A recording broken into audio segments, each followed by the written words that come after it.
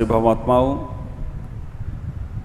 आज से आचार्य महांतुंग स्वामी भगवान की उपमाएं बहुत देते गए। सूर्य से उपमा दी, चंद्रमा से उपमा दी, समुद्र से उपमा दी, हिरन और शेर की उपमा दी, मगरमच्छों से भरे समुद्र के बारे में कहा, भगवान की श्रेष्ठ नामों से स्तुति करने के लिए कहा। लेकिन आज भगवान के अष्टप्रातिहार की ओर चल रहे हैं।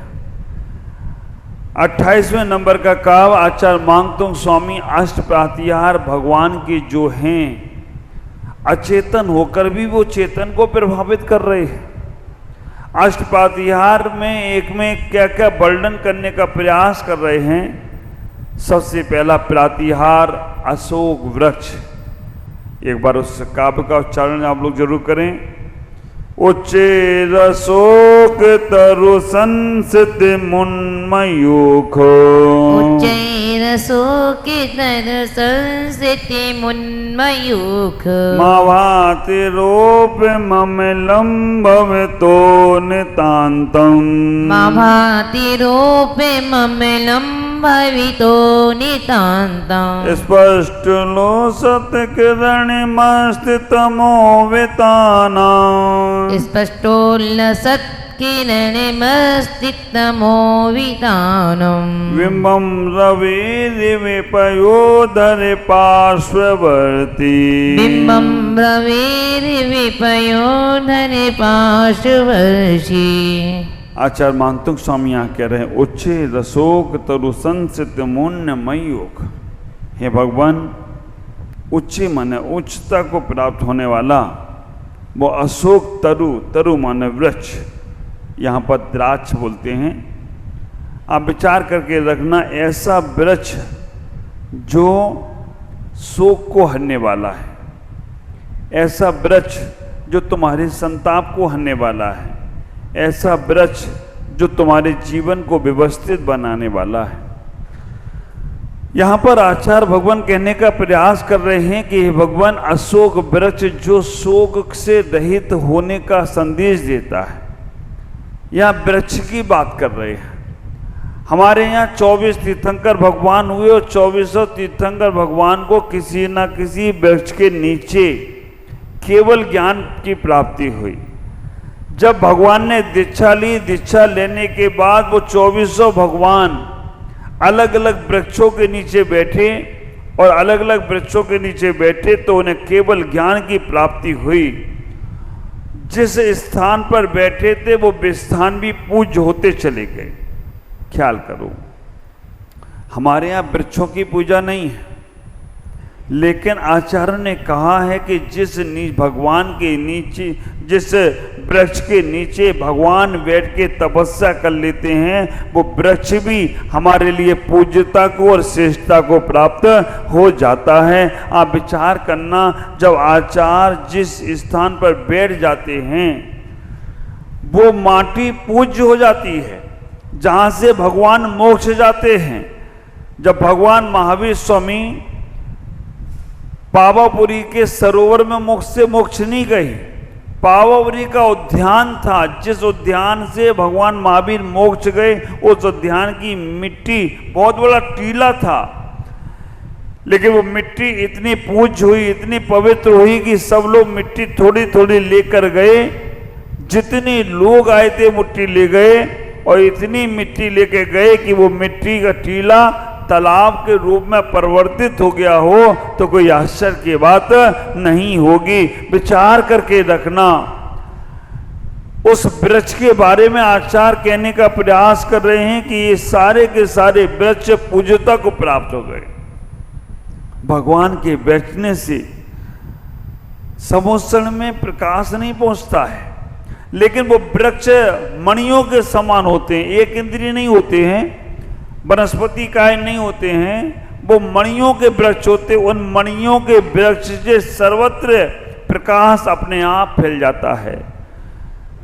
मणियों से प्रकाश फैले या ना फैले, लेकिन हमारे तीर्थंकर बैठ गए तो समझ लो चारों तरफ सर्वत्र प्रकाश अपने आप होता चला जाए तो कोई आश्चर्य की बात नहीं है। ख्याल करके रखना, साधु तुम्हारे नगर में आते हैं साधु संत आ गए और वो आकर केवल बैठ गए। बैठने के बाद अपने आप सारा माहौल बदलता चला जाता है, माहौल बदलता चला जाता है। आप ख्याल करके रखना, सामान सा एक व्यक्ति कोई पावर वाला आकर बैठ जाए तो हमारे बोलने की चालने की कला बदल जाती है। सामान सा कोई एक मिनिस्टर मंत्री आ जाए तो हमारी एक्टिविटी बदलने लगती है। और जहाँ 3 लोग के नाथ बैठ जाएं तो वहाँ पर तो पेड़ पौधे और हर जीव बदलने लगे तो कोई आश्चर्य नहीं होगा। हमें तो ये लगता है कि यहाँ पेड़ पौधों की बात करके आचार्य यहाँ कहना चाहते हैं कि हमें अगर स्वस्थ रहना है तो अपने घरों में वृक्ष जरूर लगाओ, पेड़ पौधे जरूर लगाओ, क्योंकि प्रकृति हमारी जब हमारे यहाँ कहते हैं ना, जब बसंत का मौसम आता है तो प्रकृति मुस्कुराती है। बसंत में सारी तरफ पेड़ पौधे हरियाली हरियाली दिखने लगती है। बसंत का मौसम आता है तो प्रकृति मुस्कुराती है। और जब नगर में कहीं संत आते हैं तो हमारी संस्कृति मुस्कुराने लगती है। विचार करना, बसंत में पेड़ पौधे पीले होते हैं और संत आए तो आपकी कपड़े पीले हो जाते हैं, आप धोती दुपट्टे में आ जाते हो, आप भी पीले ही हो रहे हो। ख्याल करो, इतना ही विचार करो।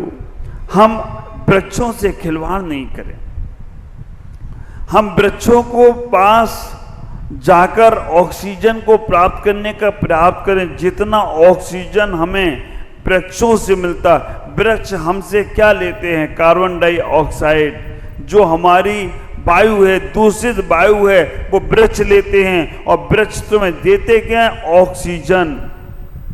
ख्याल करो, सूर्य और चंद्र ग्रहण पड़ते हैं ना, चंद्र ग्रहण के लिए चंद्र ग्रहण पड़ता है तो कहते हैं उपास करो। क्यों? क्योंकि चंद्रमा की किरणें अभी हमारे उन फल फ्रूट सब्जी जो रात में वहाँ ऊर्जा देते थे उन पर ऊर्जा नहीं मिली, तो कहा कि आज तुम उन फलों को विषाक्त हो गए हैं, उनके अंदर अमृत नहीं भरा है, इसलिए उपास करने को बोलते हैं सूर्य और चंद्रमा।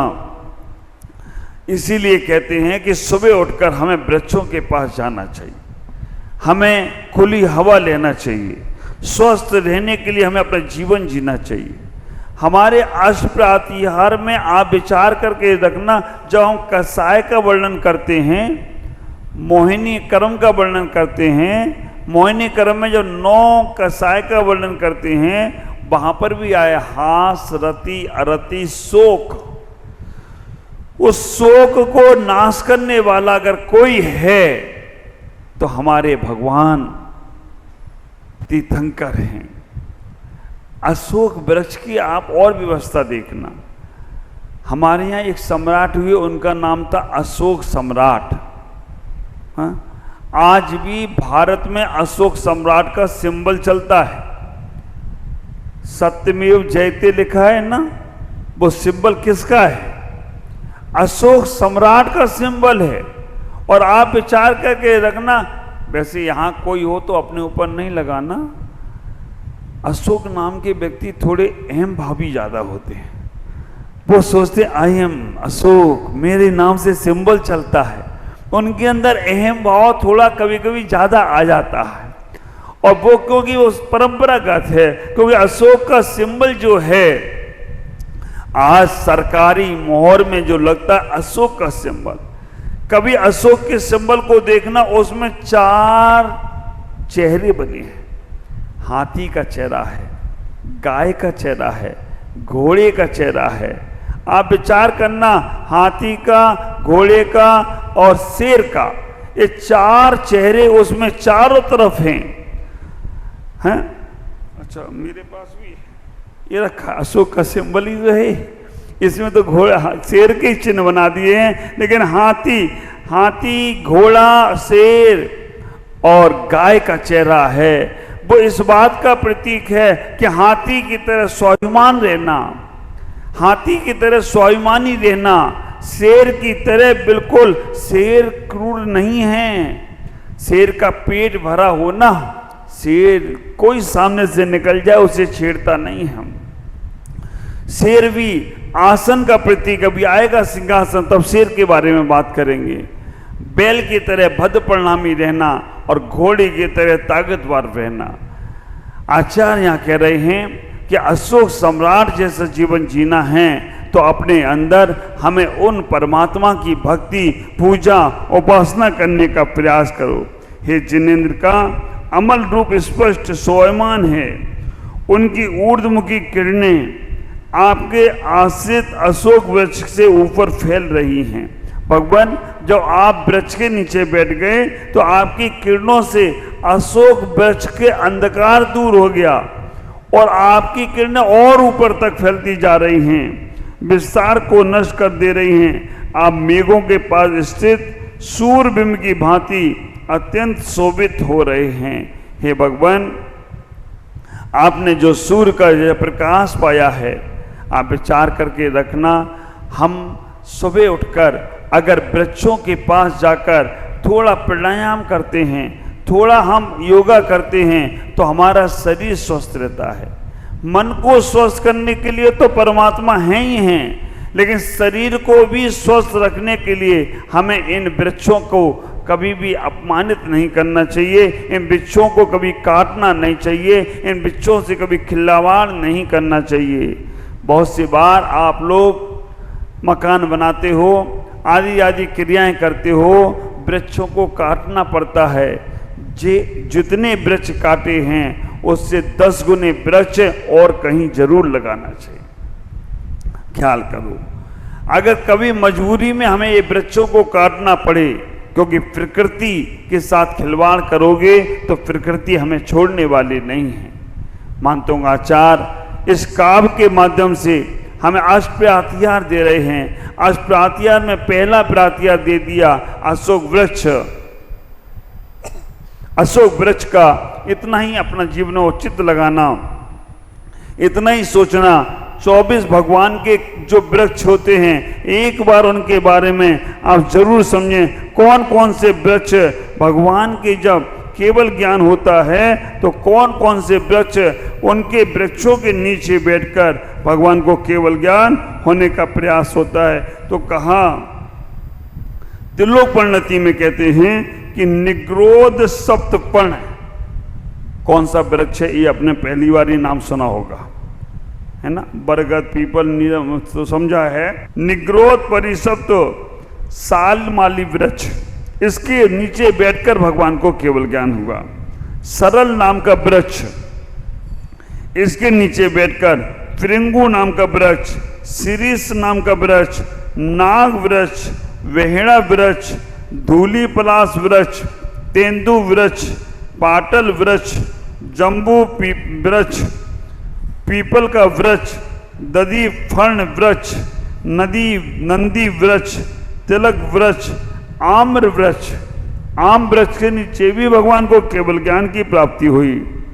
अशोक वृक्ष, चंपक वृक्ष, बकुल वृक्ष, मेष सिंह वृक्ष, दब और साल, ये 24 तीर्थंकरों के 24 वृक्षों के नीचे भगवान को केवल ज्ञान की प्राप्ति होती है।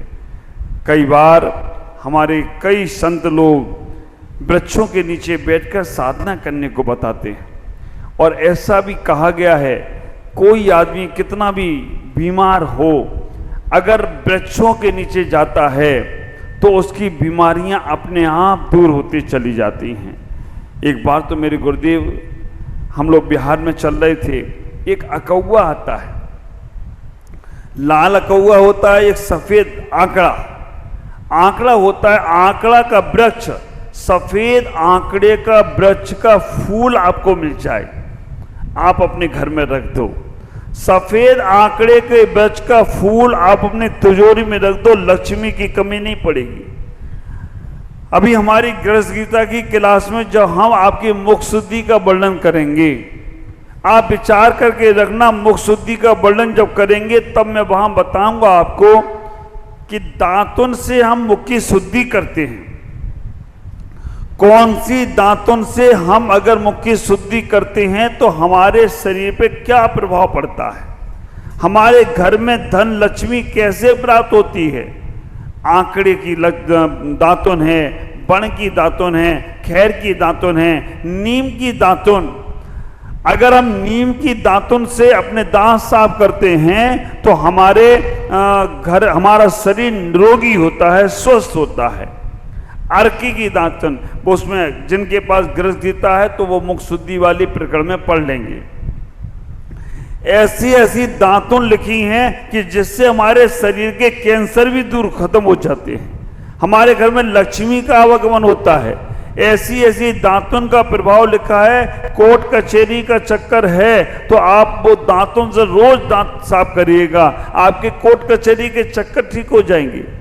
ऐसी लकड़ियों का प्रभाव उसमें बताया है कि अगर जिस बच्चों की आवाज तुतली है, स्पष्ट नहीं निकलती है, विचार करना, जिनके मुख से अक्सर बदबू आती रहती है, वृक्षों का बहुत महत्व है।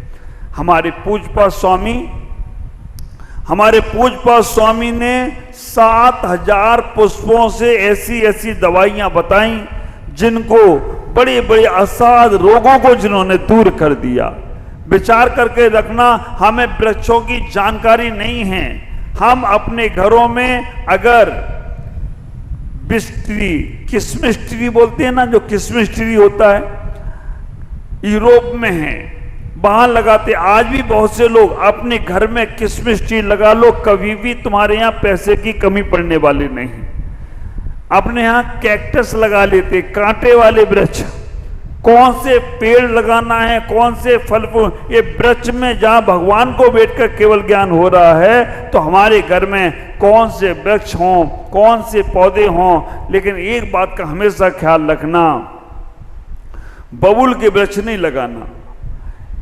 नीम हकीम खतरे की जान आपने पढ़ी होगी कि एक आदमी विदेश से भारत आया और बीमार हो गया। उससे पूछा तुम आए तो कैसे आए? आप विचार करना, वो बबूल के वृक्ष के नीचे से आया था, बबूल के वृक्ष के नीचे बैठता था। वो आकर भारत में बीमार हो गया। भारत का एक वैद्य था, क्या नाम था उसका, बहुत अच्छा, लुकमान हकीम। उसने कहा कोई बात नहीं, तुम आए थे, अब तुम हमारे कहने से नीम के वृक्ष के नीचे से चले जाना। और जब वो नीम के वृक्ष से नीचे गया और निकल गया तो उसकी सारी बीमारियां दूर हो गईं। जो लोग, हमारे एक महाराज हुए हैं श्रुत सागर जी, उनको ट्यूमर हो गया। आप विचार करना, डॉक्टर ने बोला कि आप नीम की पत्तियों की चटनी खाओ, और नीम की पत्तियों की चटनी जब उन्होंने सेवन किया तो उनका ट्यूमर जैसा रोग समाप्त हो गया। हम वृक्षों की आज यहाँ पर आचार अशोक वृक्ष का मतलब उनका वैभव बता रहे हैं, लेकिन हम सबके लिए एक संदेश दे रहे हैं कि जितना वृक्षों के साथ प्यार करोगे उतना तुम स्वस्थ रहोगे, उतना तुम मस्त रहोगे।